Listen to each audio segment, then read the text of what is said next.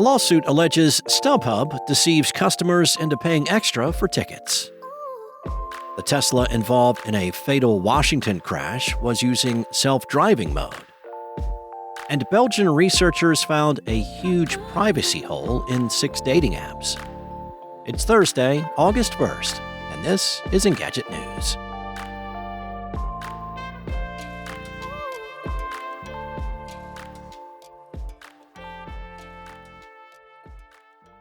The Washington, D.C. Superior Court has filed a lawsuit against ticket seller StubHub that accuses the company of hiding all kinds of fees from consumers until the very last moment. The suit calls out the deceptive practice of charging hidden junk fees and refers to it as a classic bait-and-switch scheme. Anyone who has purchased a ticket via StubHub or many of its rivals are probably intimately familiar with the sticker shock that arrives at checkout. The added fees can boost the total cost of a ticket by up to 40%. Attorney General Brian L. Schwab says this is due to a series of deceptive, manipulative, and unfair practices. These practices include the aforementioned bait and switch. The company allegedly advertises deceptively low ticket prices, adding extra charges after the consumer has clicked on multiple pages. Throughout this whole process, StubHub displays a countdown timer, urging users to act swiftly and thereby accept those added fees without really thinking about it. Schwab calls this a dark pattern that creates a false sense of urgency. This is otherwise known as drip pricing. The fees themselves are also said to be attributed to vague and cryptic policies like fulfillment and service. These policies lack adequate explanation, and the associated fees vary wildly.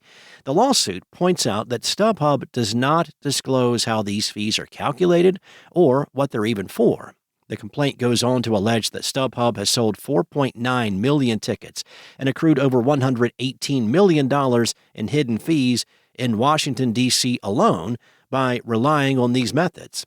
This lawsuit doesn't crunch the numbers for other cities like New York, Los Angeles, and Chicago, but it's not too hard to imagine that those residents also attend ticketed events in large numbers. This is just the latest attempt to dissuade ticket sellers from using junk fees to line their coffers. The federal government under President Biden has been trying to tamp down these practices since 2022, when Ticketmaster caused a straight-up fiasco by promising more Taylor Swift tickets than were actually available and adding plenty of junk fees. In 2023, the FTC proposed a rule to ban junk fees. There will be a decision issued on this by the end of the year. The House also passed a bill back in May to force ticket sellers to display the actual prices at the start of the purchasing process and not at the very end. And finally, the DOJ took legal action against Ticketmaster's parent company Live Nation earlier this year, accusing it of monopolistic practices that result in high ticket prices. A deadly accident in Washington state that took the life of a motorcyclist earlier this year was caused by a Tesla vehicle while it was driving in full self-driving mode. The Associated Press reported that investigators from the Washington State Patrol confirmed that a 2022 Tesla Model S involved in the fatality accident in April was in self-driving mode from the car's event data recorder. The accident occurred on April 19th on the eastbound side of State Route 522, approximately 15 miles northeast of Seattle. The unidentified driver told police he had his Tesla's self-driving mode on and was looking at his phone at the time of the crash. The vehicle crashed into the back of the motorcycle, pinning 28-year-old Jeffrey Nissen underneath the vehicle. Paramedics pronounced Nissen dead at the scene of the accident. Tesla CEO Elon Musk has been making promises for autonomous cars for years now. Musk's promises, coupled with vehicle safety concerns, prompted Senator Ed Markey and Richard Blumenthal to issue a letter to the FTC urging them to open an investigation into Tesla's misleading advertising and marketing practices for its autopilot and full self-driving modes. Last year, the NHTSA recalled over 2 million Tesla vehicles due to concerns about driver inattention during autopilot mode. The Washington accident happened just a few days before the National Highway Traffic Safety Administration concluded a review that linked 14 deaths caused by 13 accidents to Tesla vehicles operating in autopilot mode. The Wall Street Journal conducted its own investigation into Tesla's autopilot mode using data obtained from cars involved in accidents and published its findings on Monday. The video report found that Tesla reported over 1,000 crashes to the NHTSA since 2016.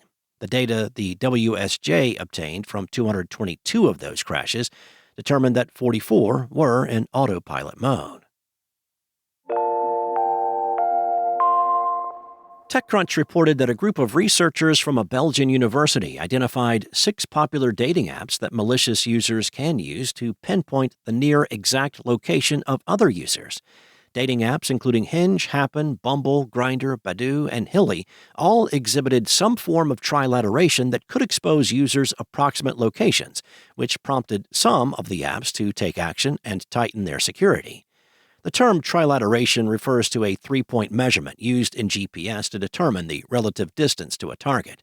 Carol Daunt, one of the researchers involved in the study, told TechCrunch that a user with malicious intent could locate another user up to 2 meters away. This method involves the malicious user going to a rough estimate of the victim's location based on their profile and moving in increments until the victim is no longer in proximity along 3 different positions and then triangulating the data to one spot. Bumble's spokesperson said that they swiftly resolved the issues outlined with its distance filter last year. Hilly's co-founder said in a statement that an investigation revealed a potential possibility for trilateration, but exploiting this for attacks was impossible. Happen's CEO told TechCrunch they discussed trilateration with the Belgian researchers, saying that an additional layer of protection designed to prevent trilateration was not taken into account in their analysis. Grindr's chief privacy officer noted that users can disable their distance display from their profile. She also noted that Grindr users are in control of what location information they provide. Hinge did not respond with a comment. Other dating apps have taken extra steps to ensure its users are speaking to actual people and not spam bots or fake accounts. Tinder started requiring users in February in the U.S., UK, Brazil, and Mexico to upload a copy of an official driver's license or passport, along with a video selfie as part of a new advanced ID verification system. Thanks for listening. There's more to these stories and additional articles at Engadget.com. This episode featured journalism from contributors Lawrence Bonk and Danny Gallagher and was voiced and produced by me, Steve White, from Spoken Layer. Enjoy your day, and I'll be back tomorrow with more tech news from Engadget.